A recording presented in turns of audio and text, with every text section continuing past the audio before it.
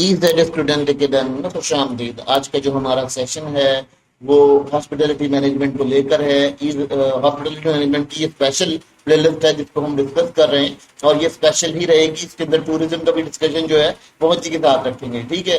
फिर अगर हम यहाँ बात करते हैं, बात हो रही थी टेक्नोलॉजी की कि जब हॉस्पिटलिटी के अंदर टेक्नोलॉजी की इंटरफेरेंस होगी या इन्फ्लुएंस होगी तो उस पर क्या असरात पड़ेंगे। सबसे पहले तो देखें जी, आपके पास चैट बोर्ड आ जाएंगे। चैट बोर्ड क्या करेंगे, वो लोगों के जो कम्युनिकेशन है वो बहुत आसान हो जाएगी। जो कंप्लेन हैंडलिंग का इदारा है या जो कहना चाहिए कि होटल में जो कंप्लेनिंग सिस्टम होते हैं उन सिस्टम के ऊपर बहुत ज्यादा काम करेगा। ये क्या करेगा, जैसे कंप्लेन हैंडलिंग होता है या हम कंट्री एक बंदा रखना पड़ता है कि वो कंप्लेन हैंडल करे या बहुत सारे बंदों को रखना पड़ता है, स्टाफ को रखना पड़ता है, तो वो स्टाफ हमारा यहाँ खत्म हो जाएगा। सबसे बड़ी बात एआई पावर्ड मैसेंजर होगा जो कि 24/7 किसी की भी मदद कर सकेगा। किसी को भी कोई प्रॉब्लम होगी उसे उससे जो है वो कर सकेगा। फिर ये गेस्ट की जो कॉमन इंक्वायरीज होंगी जो उसमें फीड कर दी जाएंगी वो उनको बहुत अच्छे से बता सकेगा। अच्छा, फिर ये इम्प्रूव कर सकेगा तमाम रिस्पॉन्सेज, जो रिस्पॉन्स आपके पास टाइम टू टाइम आपको मिल रहे होते हैं, ठीक है। ये क्या करेगा, गेस्ट सेटिस्फेक्शन के लिए भी बहुत ज्यादा काम करेगा। फिर इसका कंडीशन ये होगी कि अगर ये गेस्ट सेटिस्फेक्शन के साथ काम वाम करते करते ये मल्टी चैनल सपोर्ट करेगा। यानी आपके पास क्या होगा कि अगर डिपार्टमेंट टू डिपार्टमेंट को डिस्कस करना है तो ये डिपार्टमेंट टू डिपार्टमेंट भी वहां डिस्कशन के लिए काम आएगा। जैसे क्या होगा कि आपको कम्युनिकेशन प्रॉब्लम नहीं होंगे, आपका जो ऑपरेशन होगा मजीद स्मूथ चलेगा और बहुत ज्यादा स्मूथ वे में आप अपने हॉस्पिटलिटी ऑर्गेनाइजेशन को रन कर सकेंगे। अब यहाँ बात करते हैं कि जो एनर्जी यानी आपकी होगी, जो पावर सेक्टर होता है उसके लिए भी बहुत सारी इसके अंदर चीजें बनाई जाएंगी कि पावर सेक्टर को कम यूज किया जाए या पावर सेक्टर के लिए इस्तेमाल के लिए उसको ऑप्टिमाइज कर सके, बेहतर हालत में डिफाइन कर सके। सबसे पहली चीज स्मार्ट एनर्जी मैनेजमेंट होगी, जो कि आईओटी की बात हम कर रहे थे। आईओटी क्या था कि internet of things. Internet of things का मतलब ये होता है कि कनेक्टिंग डिवाइस होती है जो तमाम डिवाइस को कनेक्ट कर रही होती है। अगर किसी रूम की लाइट जली छोड़ गया है, गैस या कोई और चीज चली छोड़ गया है, तो जो वहां का रोबोट होगा वो उसे ऑटोमेटिकली बंद करने का वो अहल होगा, ठीक है। फिर उसके बाद क्या होगा, ये ऑप्टिमाइज करेगा, जितनी भी एनर्जी आपकी यूज हो रही होगी उसको यूजेज को कंट्रोल करेगा, ठीक है। यानी कहीं ऐसा है कि कहीं ज्यादा एक्स्ट्रा बल्ब चल रहे हैं, कहीं ज्यादा एक्स्ट्रा काम हो रहा है, तो वहां भी ये आपको सपोर्ट देगा।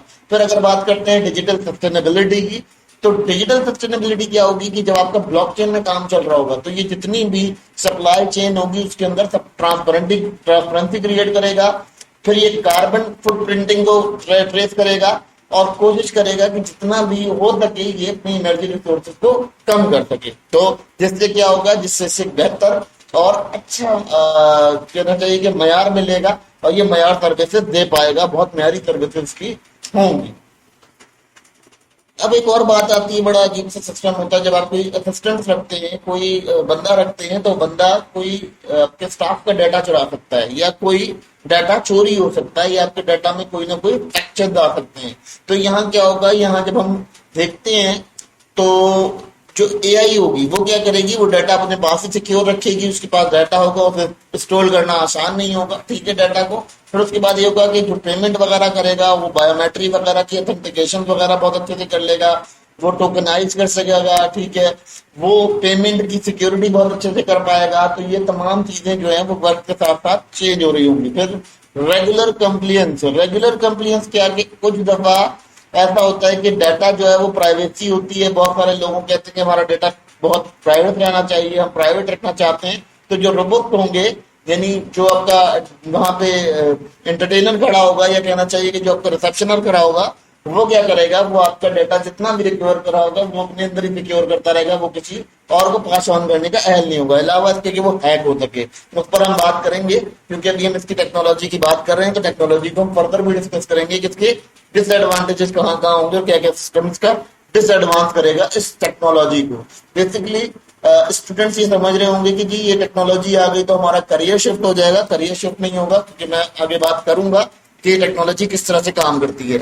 अब आपके पास क्या होगा कि आपके जो मैनेजरियल डिसीजन होंगे बहुत ज्यादा आसान हो जाएंगे, क्योंकि डाटा ड्राइविंग डिसीजन आपके पास बहुत ज्यादा आसान हो जाएगा। कैसे आसान होगा कि आपके पास रियल टाइम डाटा आ रहा होगा, यानी कोई भी चीज आपकी जो है वो जैसे कहना चाहिए कि पहले क्या होता था, आप ह्यूमन रख लेते थे।